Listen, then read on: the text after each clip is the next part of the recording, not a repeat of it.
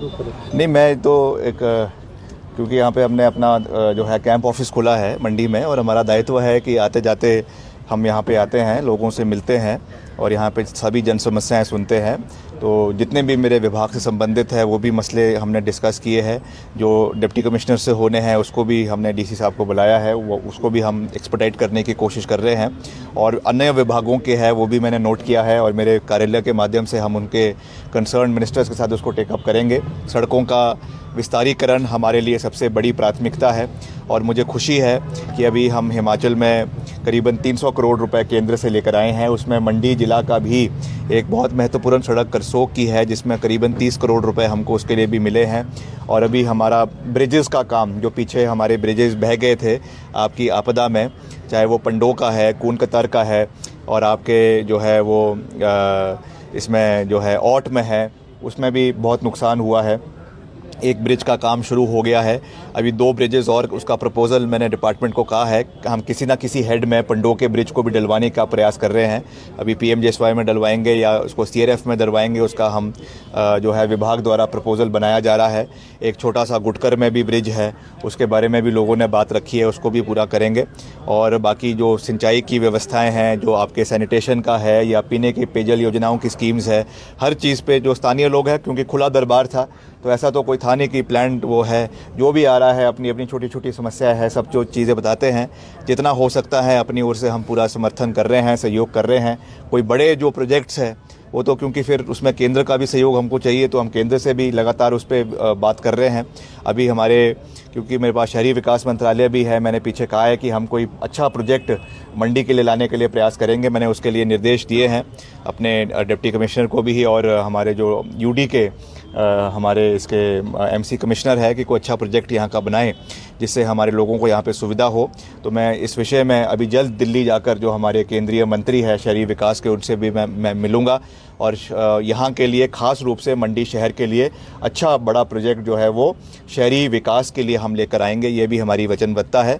तो हर तरीके से हम कार्य कर रहे हैं, प्रदेश को आगे ले जाने का प्रयास कर रहे हैं, और हिमाचल प्रदेश के हर इलाके का समान विकास हो, ये हमारी वचनबद्धता है, और इसको पूरा करना ये हमारा दायित्व है। कठिनाइयाँ भी हैं क्योंकि बजट का भी कहीं ना कहीं दिक्कत रहती है, मगर फिर भी हमारे जो है पैसे की कमी हो सकती है, मगर जो है दृढ़ इच्छा शक्ति की कोई कमी नहीं है। तो काम होंगे, पूरी मजबूती से होंगे। प्रदेश का भी सहयोग मिलेगा, केंद्र का भी सहयोग मिलेगा, और हिमाचल देश का सर्वश्रेष्ठ राज्य बनेगा। स्मार्ट सिटी की बात की थी सर कि स्मार्ट सिटी में नहीं, मैं कह रहा हूँ कि देखिए, क्योंकि स्मार्ट सिटी जो प्रोजेक्ट है केंद्र सरकार से, वो वाली स्कीम बंद हो चुकी है, मगर निश्चित तौर से कोई ना कोई स्कीम केंद्र सरकार शुरू करेगी। मैंने उस विषय में बात करी है। हमारे एक डिटेल्ड प्रपोजल यहाँ से बनाया जाएगा, और मैं यहाँ के अधिकारियों के साथ ही, और चाहे तो उसमें भाजपा के यहाँ के स्थानीय विधायक भी उसमें आए, मुझे कोई आपत्ति नहीं है। हम यहाँ से जाके एक सकारात्मक सोच के साथ दिल्ली जाएंगे, और वहाँ पर जो हमारे केंद्रीय मंत्री है शहरी विकास के, श्री मनोहर लाल खट्टर जी, मैं उनसे मिलूँगा, और हम हिमाचल के लिए, हर शहर के लिए, और उसमें मंडी शहर भी है, यहाँ के लिए हम एक बड़ा, चाहे हमारा वो सैनिटेशन का है, चाहे वो गार्बेज डिस्पोजल का है, चाहे और कोई पार्किंग की सुविधा है, हम यहाँ के लिए लाने का पूरा प्रयास करेंगे। विक्रमादित्य सिंह जी, आपने जो है एक समान विकास की बात कही, लेकिन पिछले 7 सालों की बात करें तो हर हिमाचली पर आज की डेट में 2 गुना जो है कर्ज हो गया है। सरकार किस तरह से देख रही है? नहीं, देखिए, इसके लिए सरकार कड़े कदम उठा रही है, कड़वे कदम भी उठा रही है। आप देख रहे हैं कि अभी कुछ कड़वे कदम भी सरकार ने लिए हैं। कुछ स्कूलों को बंद करने का, मर्ज करने का निर्णय लिया है।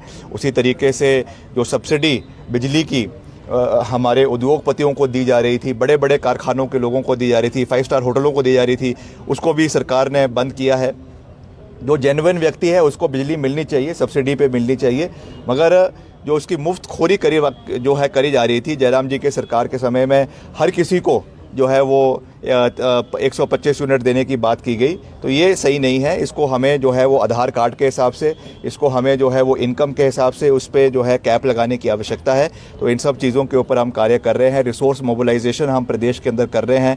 आबकारी नीति को भी उस तरीके से देखा गया है जिसमें करीबन 600 करोड़ रुपए का मुनाफा प्रदेश सरकार को हुआ है।